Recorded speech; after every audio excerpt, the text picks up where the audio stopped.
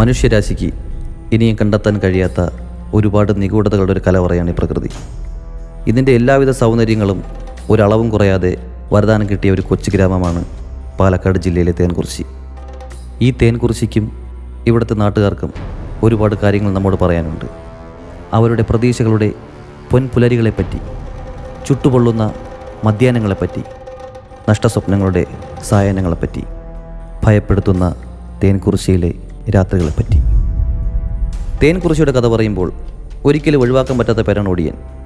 ഒരുപക്ഷെ ഒടിയന്മാരുടെ കഥ തന്നെയാണ് തേൻകുറിശിയുടെ ചരിത്രവും.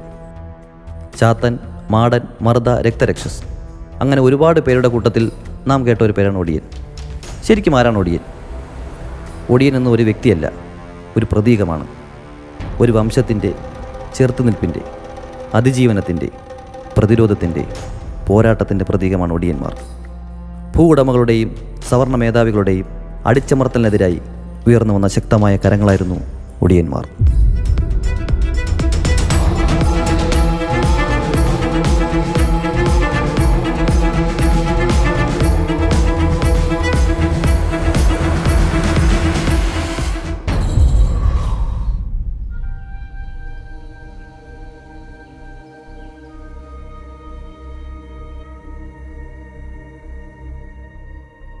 ഒടിയൻ എന്ന ഒരു വംശം തന്നെ ഉണ്ടാവുന്നത് ഏതാണ്ട് പ്രാചീന കാലത്ത് തന്നെയാണ്. പക്ഷെ അത് എന്നാണുള്ളത് ഇപ്പോഴും ആർക്കും ആധികാരികമായി അറിയില്ല. അത് ഈ കാണുന്ന കനാൽ വരുമ്പോണ്ടല്ലോ, ഇതിലൂടെയൊക്കെയാണ് ഞങ്ങളുടെ ഒരു കുട്ടിക്കാലത്ത് നമ്മുടെ അച്ഛനമ്മമാരും അതുപോലെ തന്നെ മുത്തശ്ശന്മാരൊക്കെ പറഞ്ഞ് കേട്ട കഥകളാണ്.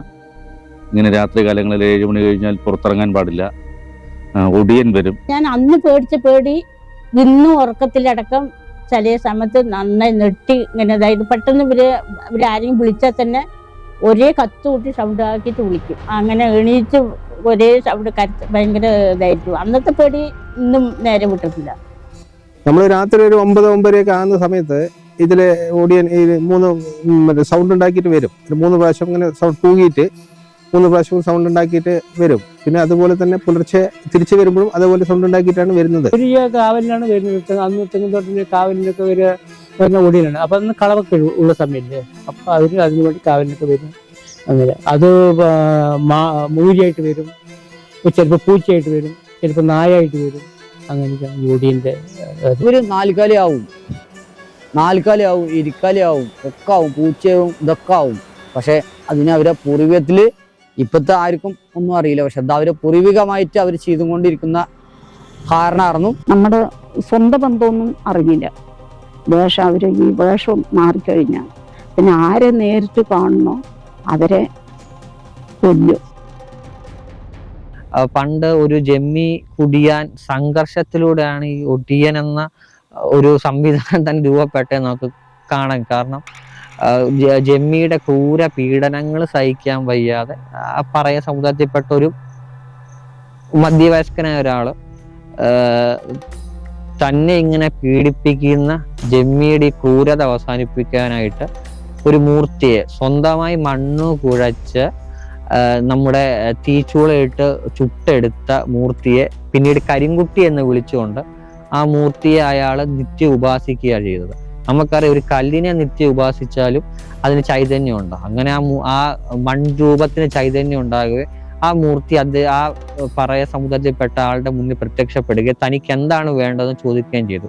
തന്നെ നിരന്തരമായി പീഡിപ്പിക്കുന്ന ഈ ജമ്മിയെ ഒരു പാഠം പഠിപ്പിക്കണമെന്നും അല്ലെങ്കിൽ അദ്ദേഹത്തെ കൊല്ലാൻ അല്ലെങ്കിൽ അദ്ദേഹത്തെ വകവരുത്താനുള്ള ശക്തി തരണമെന്നും പറയുകയും, എന്നാൽ കരിങ്കുട്ടിക്ക് അതിന് പറ്റില്ല എന്ന്, താൻ വേണമെങ്കിൽ അതിന് അവരെ ഉപദ്രവിക്കാൻ അല്ലെങ്കിൽ അവരിൽ നിന്ന് പീഡനങ്ങൾ ഒഴിവാക്കാൻ വേണ്ടിയുള്ള ഒരു വിദ്യ പറഞ്ഞു തരാമെന്നും അതാ പറയ സമുദായത്തിൽപ്പെട്ട ആളുകൂടി വിചാരിച്ച് നടക്കുകയുള്ളതെന്നും പറഞ്ഞുകൊണ്ട് ഈ ഒടിവിദ്യയുടെ രഹസ്യങ്ങൾ, അതായത് അതിന്റെ മന്ത്രങ്ങൾ, അതിന്റെ ഔഷധക്കൂട്ടുകൾ, മറ്റു ചില രഹസ്യങ്ങളൊക്കെ കരിങ്കുട്ടി പറയ സമുദായത്തിലെ യുവാവിന് ഉപദേശിച്ചു കൊടുക്കുകയും തുടർന്ന് അയാൾ അതിനു വേണ്ടിയുള്ള പ്രയത്നങ്ങൾ ചെയ്യുകയും ചെയ്തു എന്നാണ് നാട്ടിൽ പറയുന്നത്.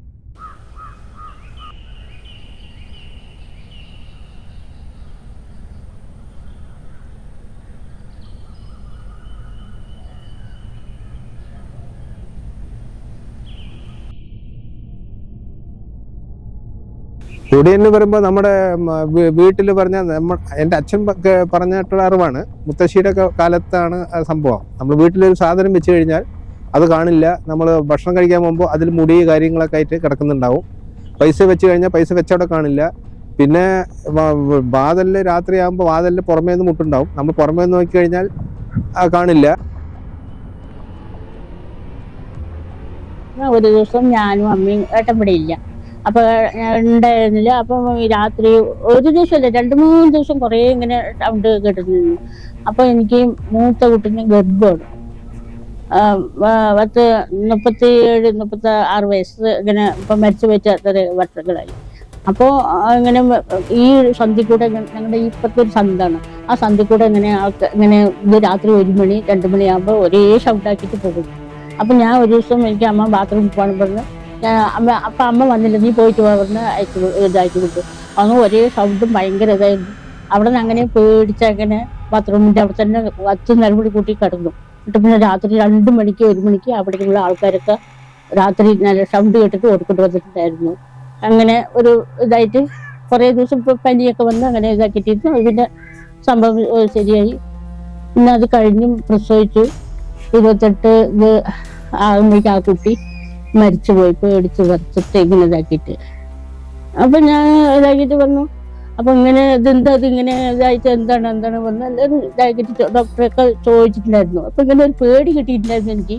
അതുകൊണ്ട് ഇങ്ങനെ ഇതായി പറഞ്ഞിട്ടുണ്ടായിരുന്നു. വല്ലാണ്ട് കാണും ഇവിടെ ഇങ്ങനെ അതിനെ കുറിച്ച് ഇതാകുകയൊന്നും ചെയ്തിട്ടില്ല. പിന്നെ അമ്മമാര് അപ്പുറത്തുള്ള അമ്മമാരൊക്കെ പണ്ട് പറയുന്ന അമ്മമാരുടെ അടുത്ത് പറഞ്ഞിട്ട് ഇവിടുത്തെ അമ്മ എനിക്ക് പറഞ്ഞതുണ്ട്, ഇങ്ങനെ ഒടിയൻ വരും, അപ്പൊ കുട്ടീനെ ഗർഭിണി ആയവന് വെളിയിലൊന്നും വരാൻ പാടില്ല എന്നൊക്കെ പറഞ്ഞിട്ടുണ്ടായിരുന്നു.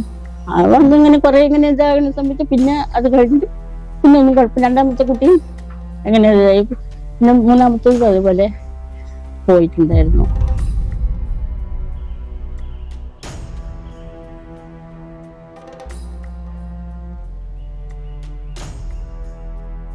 ഒടിയനെ പറ്റി പറയുകയാണെങ്കിൽ ഞങ്ങളുടെ കാരണന്മാരായിട്ട് അതിൻ്റെ മരുന്നും കാര്യങ്ങളൊക്കെ അവർക്ക് അത് അറിയും. അപ്പൊ അവര് അത് അന്നത്തെ കാലത്ത് എന്ന് വെച്ചാൽ പട്ടിണിയും ഒക്കെ ആയിരുന്നു.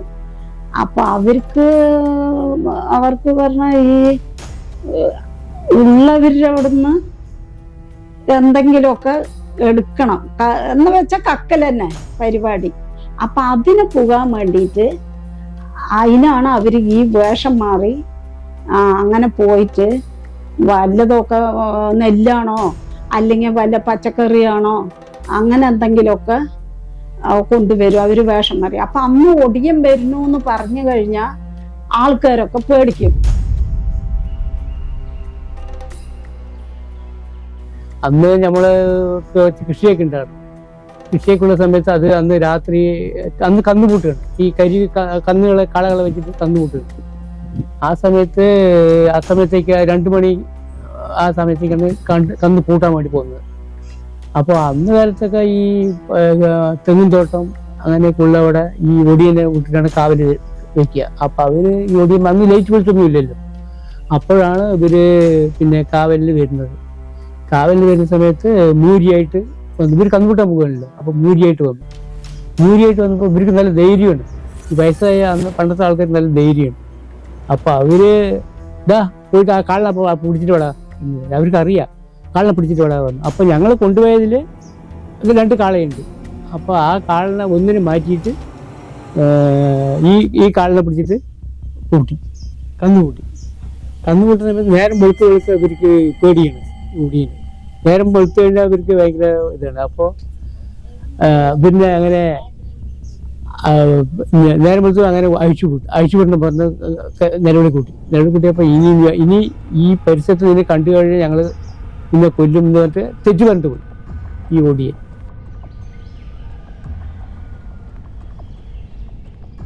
ഒടിയൻ എന്ന് പറയാൻ പാടില്ല. കാരണം അങ്ങനെയല്ല അത് അവര് കേട്ടോ. അവര് വിഷ്ണുവായത്തിൽ സേവയുള്ള ആൾക്കാർ തന്നെയാണ് അവര്. അവർക്ക് പൂർവ്വത്തില് അവര് അതപ്പതിച്ചിട്ട് ഈ പഴയ തമ്പുരാന്മാരെ ഒരു താവഴി ഉണ്ടായിരുന്നു. അപ്പൊ ആ താവഴിയിൽ അവരിനെ അതപ്പതിച്ച് താത്തി വിട്ടൊരു സമയമാണ്.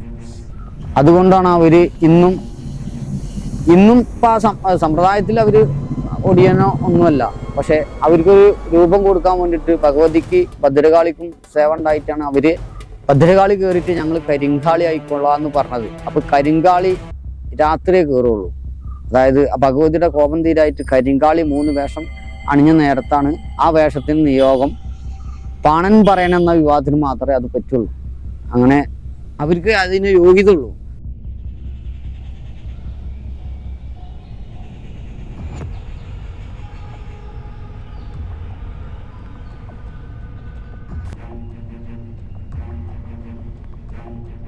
പട്ടിണിയും പരിവട്ടവും മാറാൻ വേണ്ടിയിട്ട് അവരിതങ്ങനെ അങ്ങനെ ഒടിയനായിട്ട് പോവുക. അതായത് അവർക്ക് അതിനൊരു മരുന്നുണ്ട്. മരുന്ന് പറഞ്ഞാൽ ഈ കടിഞ്ഞൂൽ ഗർഭമാണ്. ആ കടിഞ്ഞൂൽ ഗർഭത്തിൻ്റെ ആ കുഞ്ഞിനെ അവരാരും, അതായത് വീട്ടുകാരോ ഈ ഗർഭിണിയോ ആരും അറിയില്ല. ആ കുഞ്ഞിനെ ഊരിയെടുക്കുകയാണ്. അത് എടുത്തിട്ടാണ് അത് കൊണ്ടുപോയിട്ട് അവർ ആ മരുന്ന് ഉണ്ടാക്കുന്നത്. ആ കുഴിച്ചിട്ട ഭ്രൂണത്തെ രാത്രികാലങ്ങൾ, അതായത് പാതിരാത്രിയിൽ ഈ ഒടിവിദ്യ ചെയ്യുന്ന ആള് വന്ന് കുഴിച്ചെടുത്തുകൊണ്ട് പോയിട്ട് അയാളുടെ വീടിന്, അതായത് മാടം, അതായത് നമുക്കറിയാം അടിയാന്മാർ വീടുകളിലും ഇവിടെ മാടങ്ങളിലാണ് കഴിഞ്ഞിരുന്നത്. അപ്പൊ ആ മാടത്തിന്റെ അടുക്കളയിൽ കെട്ടിത്തൂക്കിയിടും. അത് അവിടെ കിടന്ന് തീയും പുകയും കൊണ്ട് ജീർണിച്ച് ഒടുവിൽ അതിൽ നിന്ന് ഒരു നെയ്യ്, നമുക്കറിയാം മനുഷ്യ ശരീരത്തിലെ നെയ്യ്, ആ നെയ്യ് ഊറി വീഴുന്ന അത് ആ ഒടിവിദ്യ ചെയ്യുന്ന ആളെ ഒരു ചെറിയ മൺകലത്തിൽ ശേഖരിക്കുകയും പിന്നീട് മനുഷ്യന്റെ അസ്ഥി ദഹിപ്പിച്ച ചാരത്തിൽ കുഴച്ച ചെറിയ ഉരുളകളാക്കി സൂക്ഷിക്കുകയും ചെയ്യും. ഈ ലേപനവും മറ്റ് ചില പച്ചമരുന്നുകളും മന്ത്രവിധികളും ചേർത്ത് ഉപയോഗിച്ചുകൊണ്ടാണ് അവർ ഒടിവിദ്യ ചെയ്തുകൊണ്ടിരുന്നത്. ആ മരുന്ന് അവരത് ഉണ്ടാക്കിയിട്ട് ചെവിയിലാണ് അത് വെക്കുന്നത്. ചെവിയിൽ വെക്കുമ്പോൾ അവര് എന്ത് രൂപമാകണം എന്ന് അവര് മനസ്സിൽ വിചാരിച്ചിട്ട് അത് വെച്ച് കഴിഞ്ഞാൽ ആ രൂപമാകണം. മുത്തശ്ശനായിട്ട് ഒക്കെ ഈ വേഷങ്ങള് ഓടി വേഷം ചെയ്തിട്ടുണ്ട്. അവരുടെ പേര് മുത്തശ്ശന്റെ, ഇവിടുത്തെ അച്ഛന്റെ പേര് പഴനി എന്നാണ്. അച്ഛന്റെ പേര് ചാത്തൻ. അതായത് ഇവര് മാത്തൂര് ചിന്നമുത്തം പറയും, ചിഹ്നം പറയും. അയാളുടെ അവിടെ പോയിട്ടാണ് ഇവര് അതൊക്കെ പഠിച്ചതും ചെയ്തതും. അവര് മലവാരം കയറിയിട്ടുള്ള ആൾക്കാരാ, മലവാരം മുതൽ അടിവാരം പോയിട്ടുള്ള ആൾക്കാരാ പാണൻ പറയണമെന്ന വിവാഹത്തിൽ. അതായത് കരിങ്കുട്ടിക്ക് അവർക്ക് സേവ ഉണ്ട്. അതിന് മലവാരത്ത് കരിനീലിക്ക് മകനാണ് കരിങ്കുട്ടി. അപ്പൊ അതിനെ സേവിച്ചിട്ട് അവരവിടെ ഉൾക്കൊണ്ടിട്ടിരിക്കുന്ന കാലം തൊട്ടിട്ട് അവരെ പൂർവികരായിട്ട് അവർക്ക് ഏത് സമയത്തും അവരെന്ത് വേഷാണിഞ്ഞാലും മറ്റുള്ള മനുഷ്യന്മാരെ ഭയപ്പെടുത്താനുള്ള വിദ്യ അവർ കൊടുത്തിട്ടുണ്ട്.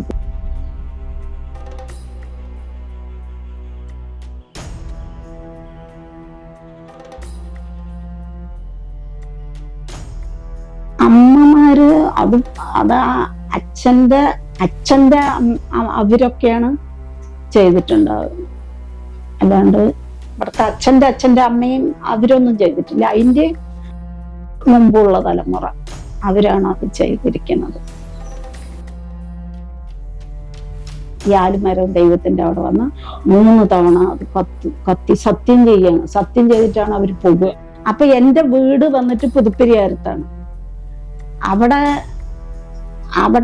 അവിടെയാണ് ഇതിന്റെ ഈ ഒടിയന്റെ ഇതൊക്കെ ഉള്ളത്. അതായത് അവിടെ ഇപ്പോഴും ഒടിമണ്ഡപം പറഞ്ഞിട്ടൊരു മണ്ഡപമുണ്ട്. അതായത് ഇവരിതുപോലെ മരുന്ന് വെച്ചിട്ട് അച്ഛനും അമ്മയും വേഷം മാറിപ്പോയി. അവരുടെ രൂപം എന്താണോ അവര് വിചാരിച്ച ആ രൂപം വന്നു. അവര് പോയ സമയത്ത് ഈ വെച്ചിട്ട് പോണത് ഈ 2 കുട്ടികൾ കണ്ടിട്ടുണ്ട്. ആ മക്കളാണ്. ആ 2 കുട്ടികൾ കണ്ടിട്ട് അവരെന്ത് ചെയ്ത്, അച്ഛനും അമ്മയും പോയ സമയത്ത് അവർ ആ മരുന്ന് എടുത്തതുപോലെ ചെവിയിൽ വെച്ച് മാനായി കുട്ടികൾ. മാനായിട്ട് മാൻ ഓടിക്കളിക്കുകയാണ് പറമ്പിലും ഇവിടെ പൊറ്റകളിൽ. അന്ന് കൊയ്ത്തൊക്കെ കഴിഞ്ഞ് പൊറ്റകളാണ്. ആ പൊറ്റയിൽ ഓടിക്കളിച്ച് രാത്രി നേരം വെളുത്തിട്ടും അവർക്ക് ഈ വേഷം മാറാൻ അറിയില്ല. അപ്പൊ ഈ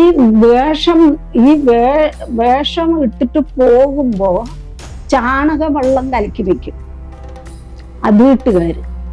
അപ്പൊ ഇവര് അത് വരുന്ന സമയത്ത് ഈ ചാണക വെള്ളം എടുത്ത് മുഖത്തൊഴിക്കണം. ആ മുഖത്തൊഴിച്ചാലേ രൂപം ശരിക്കാവുള്ളൂ, ശരിക്കുള്ള രൂപം വരുള്ളൂ. അപ്പൊ അത് ഈ അച്ഛനും അമ്മയും പോയത് ഈ കുട്ടികൾക്ക് അറിയില്ല. അവര് വീട്ടിൽ വന്നപ്പോ അവരിനെ ചാണക വെള്ളം ഒഴിച്ചു, അവരുടെ രൂപം ശരിയായി, സാധാരണ രൂപമായി. പക്ഷെ ഈ കുട്ടികൾക്ക് അത് അറിയില്ല.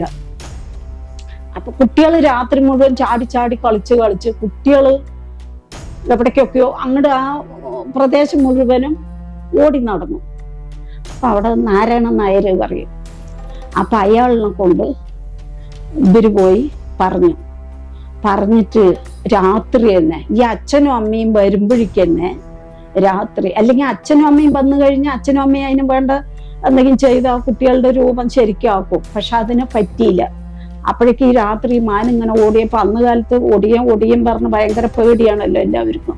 അപ്പൊ അവര് പോയി അത് ആ നാരായണൻ നായര് പറയും അയാളുടെ അടുത്ത് പറഞ്ഞു.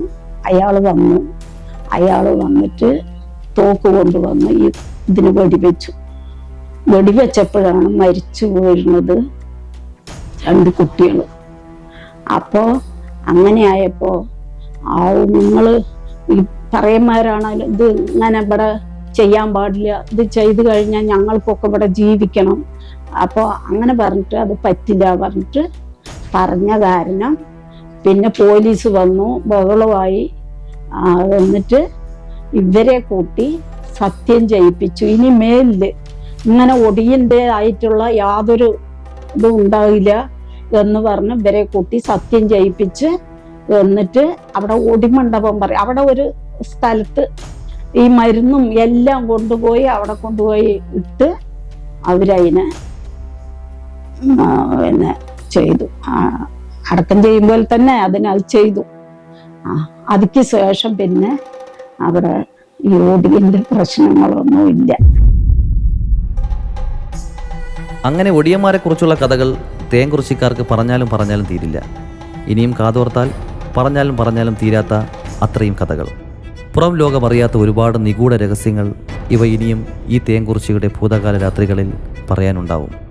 ഇന്ന് ഒടിയന്മാരിൽ ഒടിവിദ്യ അറിയുന്ന ജീവിച്ചിരിക്കുന്ന ഒരേ ഒരാളാണ് ഒടിയൻ മാണിക്യം. എന്നാൽ ഈ വിദ്യ തന്നിലൂടെ ഈ മണ്ണോട് ചേരണമെന്ന നിർബന്ധമുള്ളതുകൊണ്ട് അദ്ദേഹം ഈ വിദ്യ തൻ്റെ തലമുറകൾക്ക് പകർന്നു നൽകിയിട്ടില്ല. അതുകൊണ്ട് തന്നെ ഒടിവിദ്യ അറിയാവുന്ന അവസാനത്തെ ഒടിയൻ കൂടിയാണ് തേൻകുറിശ്ശിയിലെ ഒടിയൻ മാണിക്യൻ. തേൻകുറിശ്ശി ഗ്രാമത്തിലെ എല്ലാ മുക്കിലും മൂലയിലും വൈദ്യുതി എത്തി തുടങ്ങിയതോടെ ഇരുൾ നിറഞ്ഞ പ്രദേശങ്ങൾ വെറും പഴങ്കഥയായി മാറി, അതോടൊപ്പം ഒടിയന്മാരും. എന്നാൽ ഇപ്പോഴും ഇരുളിൽ മായക്കാഴ്ചകളും ഒടിവിദ്യകളും കാണിക്കാൻ ഈ തേൻകുറിശ്ശിയിൽ ഇരുട്ടിൻ്റെ രാജാക്കന്മാരുടെ പിൻതലമുറക്കാരൻ ഒടിയൻ മാണിക്യൻ ഇന്നും ജീവിച്ചിരിക്കുന്നുണ്ട്.